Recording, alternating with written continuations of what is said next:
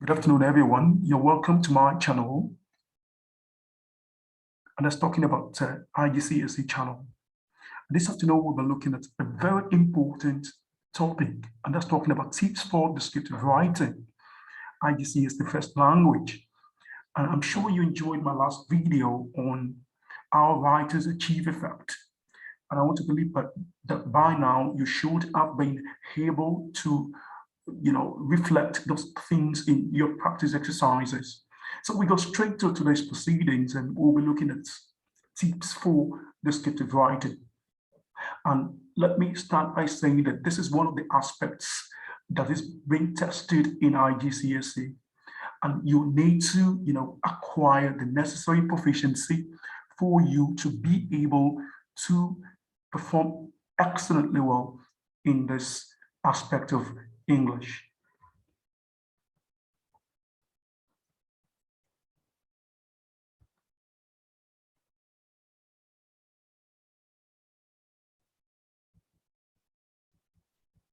So, descriptive writing is one of the areas, like I said, the students are tested in Igcse. So you will definitely be tested in this aspect of English. And the purpose is to, test your writing prowess. Permit me to use that word, your writing ability. That's the purpose. So you need to, understand the rubrics, what it takes to write effectively. I'm talking about effective communication through writing. It's very, very important. So descriptive writing is one of the ways students are tested in Igcse. So for descriptive writing, you do not need a plot.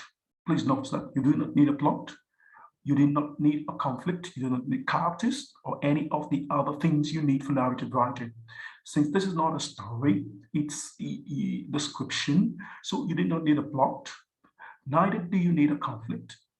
You do not need characters and all other things that make up narrative writing. So that brings me to the question. So what are those things you must do to score high grades in Igcse? In this aspect of English, what are those things you must do that you need to do to score high grades in Igcse? Number one, you need to create an image in the reader's mind. You need to create an image in the reader's mind. First impression matters a lot. So the image must be sustained. It goes just beyond just creating the image. It goes beyond just creating the image. You need to make sure that this image you are creating is sustained from start to finish. And I'm sure you know what image is, what an image is. So an image that's to create a mental picture. So you must get that at the back of your mind. So you must be able to create an image, that is sustained from the beginning of your writing to the end. And this must appeal to readers' what? Readers, consciousness is very important. Number two, now use imagery. Having created image, then you use imagery. And this imagery could come in form of visual, what we can see, auditory, what we can hear, tactile, what we can taste. So please note this is very important. Use imagery. Imagery, use them, the five senses. Use imagery. And by the time you use this imagery, you are trying to create something on the minds of what? Of readers. It's very important you take that into consideration. What else do you need to do in order to write effectively? Now, use adjectives. You must use adjectives. Adjectives are important.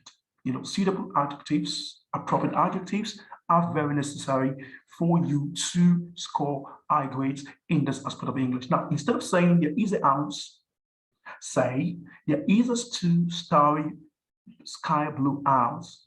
So you can see you are already getting a mental image of the house. So it goes just beyond saying, oh, there is a house. That's just an ordinary interpretation. But much more than that, you can say there is a two-story sky blue house. So you can see with that, you are trying to get a message across. You are trying to create a mental image of the house that is what that is being described. So please take that into consideration. It will help you immensely. Now use imaginative vocabulary. You must use imaginative vocabulary. How do I mean? Instead of saying someone ran, you will rather say the sprinted, the jogged, the trotted. So you can see someone ran. That's not imaginative enough. It's not imaginative enough, but you can say they sprinted, they jogged, they trotted. So you can see the difference between just saying someone ran and saying someone sprinted. So much more than saying ran, which is ordinary communication or ordinary interpretation.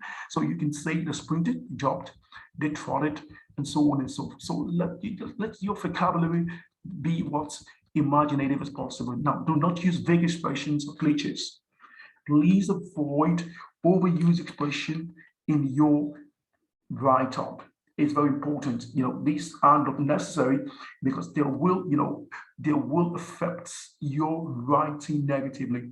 So you need to understand that you are trying to communicate a message, and that message must be well communicated. So in order not to fall victim, you must use appropriate vocabulary. So instead of saying someone is nice, you can say they're generous, they are thoughtful, or they are kind-hearted. So you can see you don't just need to use vague expressions of cliches. Because if you use cliches in your writing, it will affect the writing negatively. So I believe by now you should have learned one or two things as far as this aspect of English is concerned. So please stick to these tips, and I'm sure they will go a long way in helping you to acquire the necessary proficiency that is needed to excel excellently well in this part of Igcse. So thanks so much for watching my video. I hope to see you in my next presentation. Thanks for your time, and I wish you the best of luck in your examination.